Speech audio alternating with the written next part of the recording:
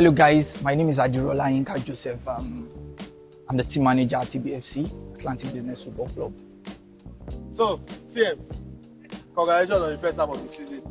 Has it been better or worse than you expected? Or is it, are you met your expectations just right? I think we're going to have 24 games halfway through the season, out of 3 months. I think it has been better. I think this is the best we've been able to do so far in the TCC League.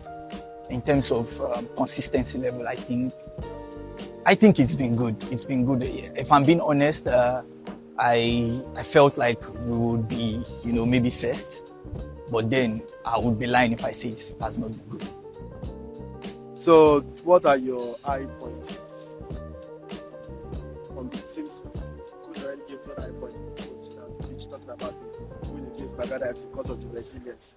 But from your perspective, even if it's a game or if it's not a game, just tell me what was the season, part of the season that made you feel best? I think if you're saying part of, I think this year, because I think the last time I spoke to the media, it was at the beginning of the season. And, in retrospect, if I'm to look at how we have done from the beginning of the year, to now, I'd say, there's been massive improvements. We came into the year very, very shaky. We came into the year changing our coach, and we were at the midway point at that time where there was a lot of instability in the team. But with the arrival of Daniel Jaffet, I think he has done a fantastic job in steering the on-field activities to a place where I can say I'm really proud, and I am happy with what he has done. So in terms of where we are this current time, I think we've done really, really well, and it's something that I expected. So I'm sure the average Nigerian football fan doesn't really know what a team manager does. So talk to us and explain what's the average day for you, TM. Well, I think I'm in a very, very unique role, and I would say it's a unique role because there is a lot of interpretations to roles, and there's no way I talk about this role and I don't mention Mr. Henry Obina, who is president of the club, because he's giving me a whole lot of perspective, ideas, targets to meet. I think I would say he has redefined the role, even though to him he sees it as more than the role. So for me, my everyday role in ABFC, it comes as it gets. If I need to be the coach, sometimes I step in, be the coach. If I need to be the counselor, I step in, be the counselor. If our team coordinator is finding it difficult solving issues, problems, I step in. It's a lot. Scouting, making sure I prepare the documents for each and every player, recruitment, coaches, and it's crazy. And again, I would say everybody gives me the credit that here, Yinka, you're doing well. I'm not going to say I'm doing well all by myself. I would say, the input of the president is massive. There's no day that, we are not on at least a 20-30 minutes call, giving me insights, giving me directions. And, yes, while I would say my ability to interpret, those directives really matter. But again, he himself, that's Mr. Henry, is an embodiment of knowledge that, he knows a lot. And everything he speaks with me about, I can't wait until, it comes to the fore, because I see it happening and, happening pretty soon. Okay, so which leads me to my next question. To craft the team for the season, what's that process like? I asked the coach this question also. Was it a unilateral decision? Was the team meeting to decide, okay, this player? So for example, people like Korede and Silvanos, more players than who were regulars last season but no longer with us this season. Yeah. How were those decisions made? How were the players identified? We're almost going into like a full podcast because I don't know how to answer questions how big. So basically, a football club and how people see football, administration and running of it is very different. ABFC is a unique brand, and most times people think ABFC is in competition with other clubs, or we're unique in our own way. This club is, everybody sees Atlantic business, and the first thing that comes to their mind is we want to buy, we want to sell players, we want to make money. the only way that people think that you can make money is actually through player sales. But I can comfortably tell you that if you're speaking with, the president of the world, will tell you that that is not why we are here. Yes, selling players will definitely be a byproduct of what you are doing. But, if you're talking about running a football club in its entirety, you have to, it's like a service, it's like entertainment. You understand? You have to make sure your fans come to the stadium, are willing to pay for something, are willing to watch, are willing to, to stay the duration of the game, 90 minutes, are willing to even stay after the game to get some, a little bit of entertainment. So for us at ABFC, it is quite different. You understand? What we are trying to build is different from the regular Nigerian club. We want to, like I said, it's buying and selling of players is a byproduct, which is a conversation we'll come to later, you understand? But, we want to make sure that the players at the club, they are happy, they buy into the project of the club, they trust the club. And you understand, when, you have players that at some point, they are not here 100%, they do not believe in the ideology of the club, they do not believe that this club has their best interests at heart, the relationship begins to crack. And at some point, ABFC is not a prison. Yes, even though, yes, every player is, engaged the right way. When you come up to us and you say, I feel I want to go and try somewhere else, we'll let you go. When you go, you see what is out there, then you compare and contrast. What am I getting in ABFC? What am I getting at this club? You understand? So for us, some of the players left, and it was not a thing of they were not doing well, or they were not, or we don't need them anymore, or maybe they were bad. They were players that contributed to the club. But at some point, it felt like the relationship wasn't, balanced, and we couldn't get the best out of them. So at some point, they had to leave. There are still a couple of players that would leave. You understand? But hopefully, if you're patient enough with the project, what we do is we will try to project you through the right channel, through the right path, to arrive at a place where, as a player, you'll be happy and proud that I'm proud of where I am now. Just to add, a couple of players leave clubs in Nigeria. Everybody just wants to travel. But for us in ABFC, it is not about, like, where are you going to? You understand? Where are you going to? Do they want you? Are you begging them to come and take you? Like, we have to, at some point, you have to put value on ourselves as Nigerians. And, the whole ecosystem is messed up. You see agents bringing ridiculous offers for players that, you can't even sit down and explain to the player that these clubs want you, but they said you are going to go to a 4th division club. You will not, a lot of, you can't come back home to greet your parents at mid-season. They can't pay for your flight tickets, a whole lot of ridiculous things. So what we are trying to do is beyond that. You understand? If you can be happy playing football in ABFC, then we will try as much as possible to create an environment where you can comfortably look at an offer abroad and say, perhaps maybe this is not the right one, let me still stay here. You understand? So we are trying to do a lot. And, these players, over time, we've tried to make sure that, yes, it can be better, of course, I'm not going to lie, but we've tried to make sure that, their welfare package is quite decent, is well improved. Up to a couple of players, a couple of teams in the NNL, they approached us for some of our players, and we tabled it to the players. And I'll tell you, some of the players were like, I think I'd rather stay here.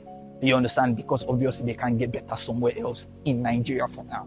You get? So it's a whole lot when it comes to, players that stayed, players that are leaving. We always try to make sure that there's a balance between what the coach wants, what the club needs, and what the player himself wants to achieve with his life. Because that's the major question I ask players before I recruit them. What do you want with your life?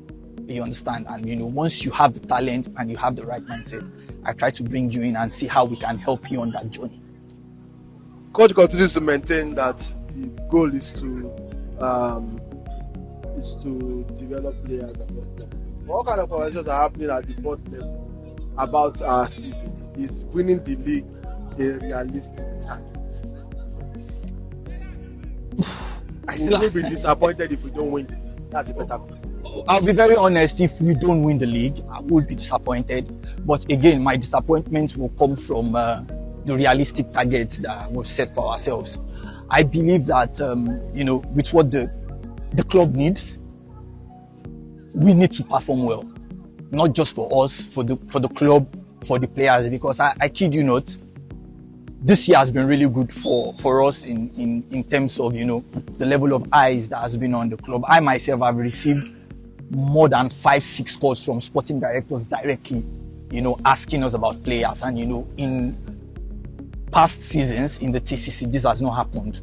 You understand? So there is a connection between performing well, and, performing well, winning something, and, also trying to do the business that you want to do, and also making sure that, your fans have something to celebrate, because you can't build a brand around losing games. I can't spin that. I can't come and tell you, it's okay. No. We can't build a brand around losing games. So, we're trying to build a brand, build a community of, football loving enthusiasts that want to associate with us. So you're not going to do that by losing every single game. You understand? So that's why we have to make sure that there is a balance, in everything that we're doing. So yes, if we do not win, the league, I probably will be disappointed. But again, I believe that if we arrive at, first, second, third, I think it should be a good season, because in the history of TCC, I don't think we've been. I think the best we achieved is third, is fourth, which was last season. So there you go. All right, Tim. I remember specifically, if you ask me what is my own doubt approaching 1 year, I would probably say the NLO period. Also now going into the NUP. Even the NUP was more positive, but it ended very bad. So the final that we thought we definitely beat, and we lost after being the best in the tournament. And even the NLO as well, it came in off the back of great league form. They get the same thing to the playing in the league, and we're very confident that we just could not buy it. Because like it was a completely different team. What was the mood of the club? Because from my perspective, it was a 4-month stretch of from the results. But what was going on behind the scenes? Well, that I think both tournaments were really not as it seemed. I think the NUT was a success, if you ask me, but the NLO really wasn't a success. Now, the NUT final was a final that I really wanted. Let me not say I like every single person, everybody associated to the club, from even our sister clubs in the TCC. Most of them reached out to me and they were like, "We're rooting for you guys. You guys should bring this home." Blah blah blah. And at the sound of the final whistle, I think I broke down in tears. I don't know where those tears came from. You understand? And I was right close to the president, and because we sat down and watched the final together, he was seated by me, and he couldn't take it. But he was a strong. He's a strong man, and he told me one thing that has kept me going. He said, "It's now our time. When it's our time, we won't need to explain to come 3 goals down." And when he said it, I was like, if the number one person at the club is finding this establishment, then I think he knows what he's doing. But over time, we now realized that even the fact that we didn't win the trophy, everybody that was reaching out to the club, like giving us positive reviews and positive comments, and they're just trying to tell us that we've done so well.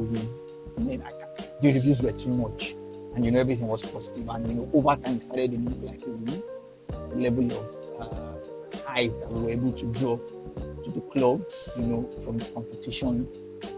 More than 3, 4, 5 clubs reached out to us that they want to work with us. They want to see our talents first, and it's much. I can't lie to you. So I think that was more of a success than the NLO. The NLO. Did you say we're not just playing? No, we were ready. We were ready, but again, I think one thing that I would say really, caused us not to do well in the NLO was the fact that I think I'll blame myself, because obviously, Mr. Henry will tell you you can't be the first person, you should blame yourself. Take responsibility. So, I've taken a good look at our NLO performance, NLO review, and things that happened behind the scenes. I realized that I blame myself. And when I say I blame myself, I think I did not hold the head coach. I think I did not hold him to enough. How do I say it? I think yes.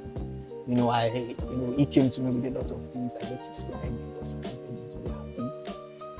I wanted him to, he just arrived at the club, so I wanted him to okay, man, have your ways. This is what you have your ways. So it took, some games before he now started to see that TM, what's going on? And I'm like, this is it. But if I'm being honest for the sake of our fans, and this is me not trying to point fingers, I think the officiating that we received at the NLO was quite a targeted, you can. I've said my own piece about it, and you asked me the question, and I would say, okay, let me not say it is targeted, but it seemed targeted. Like, man, we go back home, we review the footages, and I'm like, are these calls so hard to make? Like, what's going on? There was a game we lost. I think we lost to Ladegua. We lost to Ladegua 4-0, and after Ladegua scored their third goal, I was like, nah, this is no longer us. This is no longer the boys. There's something going on. So, I think at halftime, no, not at half, yes, I think at halftime, I'd walked down, completely against the philosophy, the what the club stands for, but, I couldn't take it. I'd gone down to meet the official, and I'm like, I'm a Yoruba guy, Papa, what's going on? They were like, I'm the team of people, Papa, what's going on? This stuff. They looked at me, they were like, nothing concerns them. The manner in which they gave me feedback, I knew that, oh, come on, man, something is going down, And I now started to flash back at certain incidents, and I realized that, man, these people are gods. Whether you like it or not, as far as you step onto the pitch, they are gods. And I know that I didn't have, any encounter, but, a couple of outbursts from, I've seen the officiating, and I can't really blame my coach because he's an emotional man. You get, but a couple of those outbursts, like, waiting me, this is or more. They were like, I will show you. And when it gets to that stage where I will show you, or more, you will see it. Because you know how Nigeria is. As long as the final whistle is sounded, or more, you are there with the results, you understand? So, the NLO, in as much as I would want us to take responsibility and say, okay, we messed up, because regardless of however the officiating is going, you have to keep your calm, not try to challenge the referees, not talk to them anyhow, regardless. I had to learn this the hard way myself, because at some point when I was the coach, my outburst was very loud. TCC sanctioned me. I think they sanctioned me, they suspended like 4 of our players. And I think that was a major learning point for me. I realized that, oh man, no matter, not even the grass runners game, I'm talking TCC 2-3 seasons ago. There was the inner people in TCC, we remember what I'm saying, it was very messy, you understand? So, but I had learned, a very, very good lesson at that point, but, I think my head coach at that point hadn't learned, he hasn't picked up that lesson, and, it's still something that we are still trying to work with him on to make sure he understands that. See, I don't want, but major competitions where our referees. So I think that tells you, I don't need to come and start telling you. Most times I think it's not a case of they are being, influenced or what. It's just that you can't give what you don't have. This is where their technical understanding of interpreting the rules. And then when you criticize them too much, then yes, and it's people that are already incompetent are now focused on. So you can't win. Don't worry. So you understand. And I've had conversations with a lot of stakeholders, and it's the same. But always we just have to try to, first of all, look inwards, take responsibility. So I'll be very honest with you, our NLO performance could have been better if I had, held, Jaffe to a much more, tougher rope and like, no, you can't do this, you won't do this, this will fly, this will not fly, you understand? Because one thing about him is that, when you have, those conversations with him and he doesn't really like it, the next day he might be the one telling you, I say this is the way you talk, that's why I love the man. You understand? He will come and tell you that true you talk, instead of holding that and say, but he will impact by himself. And most times, he does one very, very, brilliant thing that, I must really commend him for. He comes back to you, then he will let you know that, that thing you said, this is how we will do. I say, hey, you understand? Okay, makes sense. Let's activate it this way, you understand? And, but that period was really, really bad, the NLO period, and I couldn't wait to get it over with. So, how did the club go from the NLO period to the appointment of the NLO? And how did we move from that to now kind of first half of the season? And I remember when I made videos talking about at the start of the season, I don't have the feeling that this was going to be, because for what I saw in the we were amazing in the club. So I had a feeling that we were going to have a good season. But when I was saying the people that were not affiliated with the club felt like I was just saying what I did, so you don't understand what. How did the club go from that disappointment back to back and then to now having a good season? Well, I don't like to take, will I say take glory? I don't like to make things feel like it's by myself alone, or maybe by the coaches, or one great person that I always, as you can see now, the season is in mid-season. If you look behind me, you see our boys training. You understand? They know what we stand for. There is no break. Baba, there is no break. They know. You don't have to come and ask me that. You know, this is the philosophy. And why do I say there is no break?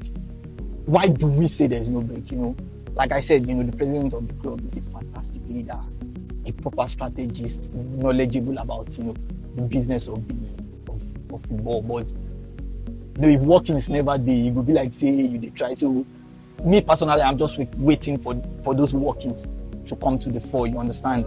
You know, he understands what needs to be done, and whether you like it or not, with or without you, he will get it done. You understand? He has created a template for me to how do I put it now? For me to enforce. You understand? And you know, he's not the type of leader that says, "Yinka, this is what you do." This is what he lets you understand why you should do it. So in letting you understand why you should do it, will now make you, you know, you have to execute it well, because you already understand the importance. And for me, it's very simple. You know, this is mid-season. There are offers on a couple of them. They can call us at any time that, you know, we think, let's not wait till the end of the season, let him come now. That's not when I'm going to call you from your house eating chicken and juice that you have to come and be in a 2 weeks trial at. You're traveling next week. You're not a businessman. That's what you're doing. You understand? So you just have to be here. And if you look at the calendar of the TCC, January, you're starting the league. So you want to start the league, then you lose all your first games. So you cannot go. And again, to top it off, you know, these players, if you ask each and every one of them, you want to be professional. In the Premier League, December 25, there is a game, or 26th, there is a game. January 1, there is a game. So you're not going to tell me you have dreams to play in the EPL, then you're not preparing for it now. You understand? So you have to find a way to make sure that the environment here is looking similar like what they want to encounter there. So, you know, last season, after we finished the season, there was nothing like break. We switched into preseason mode immediately. You know, we started to recruit. We started to fix, you know, the internal problems that we had in terms of on-field issues. Even off the field, you know, we started to, you know, close a couple of loopholes in terms of, you know, the business angle, what we needed to keep tight, and, you know, what we needed to let go. So it was all work. In fact, my peeps, because, you know, I'm a Lagos boy, and my peeps, every time they challenge me, they say, "Yinka, but what did they give you for that place?" But again, you know, I see the club as my own. You understand? Because that is how the president presents the project to you. And, you know, he just doesn't present it to you like that. It makes you feel like that. You understand? In terms of, you know, every other aspect. I don't want to go into details, but, you know, he's a man that, you know, doesn't just talk. You know, he backs up. He doesn't want to go into it. Like, they pay him a lot of money. A lot of money. No. It's not the you want to deny that. No, you understand? Okay. We spoke about potentially some players moving. We are not talking about potential. We are not talking about specific transfer now. What is the plan to keep the club competitive? Because I assume if players are moving to be the best players in the team, those are the ones that the scouts are going to be looking at anyway. So how do we intend to keep the club competitive, or the team competitive for the second half of the season with potentially missing some of the players? We will always be competitive. You understand? We will always, and I'm saying this emphatically with a lot of confidence. Our last game, you could see, Friday didn't play, Kende didn't play. I think heavily rotated. You understand? And we had 5 different goal scorers that few of them are not even. You get it. So why I say players will come and go at this level. Players will come and go, and You know, for us, the players that would leave, obviously some players will leave very soon. But the players that will leave, I can tell you that they are not just going to anyhow clubs. You understand? They are going to proper clubs where there can be that, you know, continuation of what we are trying to do. And, you know, at least, you know, the player looks at himself and say, okay, yes, I made a move. You understand? Because if we go by the Nigerian standard, Baba, all our players should be out of this place by now. But then the question will now be to where. You understand? You reach out to me and you say you want to take my player to a club. No disrespect, maybe Poland. And I ask you, give me the name of the club, and I go and check the name of the club.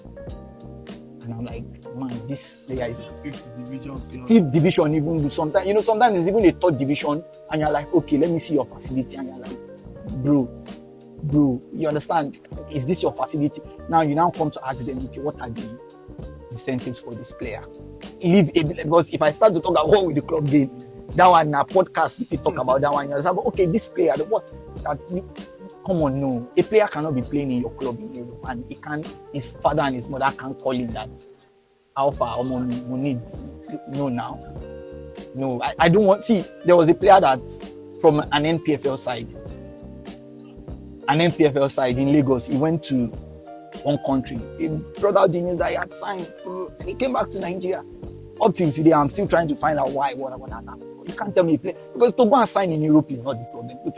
In fact, there are clubs in Africa that will treat your player better than this Europe that everybody's clamoring for. You know, we have clubs in Morocco, clubs in Egypt, you know, and you know, they are reaching out to us like, okay, and they are presenting better deals than this so-called, you know, come on, you understand? And every day we read, you know, like today I was still glancing through my Instagram, and I saw a post from, I think, Simobike, talking about Mbauma, a player that had won highest goal scorer in the NPFL league, and is going to, I think he went to Egypt, one club to try out. Then they say he's in. I'm like, who are the people in charge of these players?